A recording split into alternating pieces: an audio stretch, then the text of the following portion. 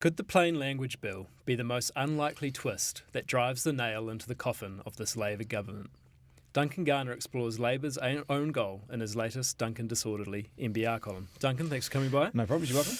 So this almost got lost in a bit of noise from last week, but still, the plain language bill. What exactly is this about, and what's the sort of thinking behind it? Well, I'm not sure who's thought about it, maybe no one, but it's taking up parliamentary time, so it's expensive. It costs millions of dollars to open Parliament, and there are many things you'd be passing under law, perhaps in a time of recession, perhaps that we're in, and an inflationary impact that we're having, and the cost of living crisis. There could be many things that we do in the Parliament. They've chosen to push this through. This is a private member's bill in a Labour MP's name, but because the government's voting for it, it effectively becomes a government bill. So I expect the government will take it over because they've got the numbers on this. This is a law to make sure that government agencies, departments, rights, instructional and its website instructions simply. So it might be an insurance policy. It could be anything. It could be census. Could be anything that is written online or in written print that is plain and simple. The fact that we have to legislate for this is very odd. I would have thought maybe have any guiding principles that we write clearly and concisely for the New Zealand public so they understand what the instructions are.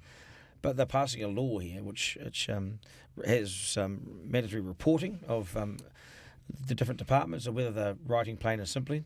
It has the capability to hire plain and simple language officers, so language police will be here in every department. So it's a whole layer of bureaucracy. I don't think New Zealanders know about this yet. So into law, you have to report on your plain language within the first 6 months. And then it can be policed as well. And then annual reporting, and it will be policed. You will have to hire in your department plain language officers to keep an eye on whether the language is plain and simple enough so New Zealanders can understand it. So like a internal police officer. Sort of feels like this could be covered by a code of conduct or something like that. Put it in as one of your public service delivery, your top 5 public service delivery goals. One of them is to speak clearly and write clearly so the New Zealanders can understand what the instruction is. Pretty simple. How's this timing for the government in terms of everything else that's going on? And then terrible. This is the sort of thing that can actually tip governments up. Years ago there was this anti-smacking law. That was a private member's bill in the name of Sue Bradford. Became a government bill. It got away on the government, and then Clark dropped in the poll significantly. There was the shower heads as well. I don't know if people remember that, but there were the Clark was deemed to have lost the election because the shower heads ECA was putting in shower heads that meant that the water was slower, water saving mechanism. But everyone thought Helen Clark was demanding that everybody have water-saving mechanisms in their showers, so it was seen as nanny state, and she lost the election. That's how the myth goes. How could this take off? Well, you look at the opposition parties; they're really quite visceral in their attack on it. They have said that it's becomes a police state, the policing the English language and all this sort of thing. So I wonder if there's enough weaknesses and risks in here that Labor should be very careful and to make sure that they're aware of this come third reading and final reading time. This could be close to the election. And how's that going to go down when things become highlighted in election time? And this could be highlighted that they're going to have the language police in every government department, because they are. It's the truth. We're not making this up. The law says that they will appoint these other language. Pressures around cost of living and the like probably are still going to be pretty strong about this time next year. They'll be just as strong, as will house prices be just as low, or maybe lower. Is this really a concern for New Zealanders right now? New Zealanders want many things from this government, and it's not to have a language officer in the government department telling them how to write.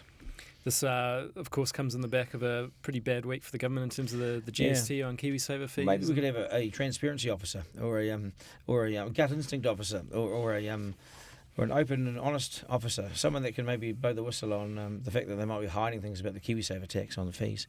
It was an appalling week. And I've written this because it goes to highlight how irrelevant this sort of stuff is compared to what's actually really going on, or almost went on.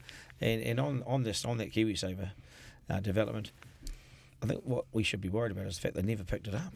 Yeah. And they never identified it as a risk, and they never identified it to go into the material that was released anyway. So where is the transparency in this? I think it's really alarming. But here we are. We've got all this time spent in Parliament on creating a law around writing clearly in the for public service. Do you know what? Send them back to school if they can't do it. Didn't we go to school to learn this stuff? Shouldn't they be hired and doing this stuff anyway? Why do you need a law to tell them how to write? That's what it is. It's a law to tell people how to write clearly. So you're It's a calling debacle. So you're calling it then? This is the final. I don't know. I'm putting it on the horizon that you watch though. You watch if the Nets and act are any good, they'll exploit this, and they'll say you're putting the language police in every workplace. Well, the truth is they are. Yeah, absolutely. So we're not making this stuff up. The law clearly sets out what you need to do, and sort of mandatory reporting back as well. Now, you naughty boy, you didn't say, you used the word advantageous, not advantage. Now, it's a point off, but there's no mechanism for penalties anyway. What's the point? I find this pointless. Yeah, I find it pointless. It'll be fascinating and to irrelevant. see how it plays out. Yeah, let's see. You give it a go. Let us know your comments. Duncan, Clearly, please. thanks very much for your time. Okay, you're welcome.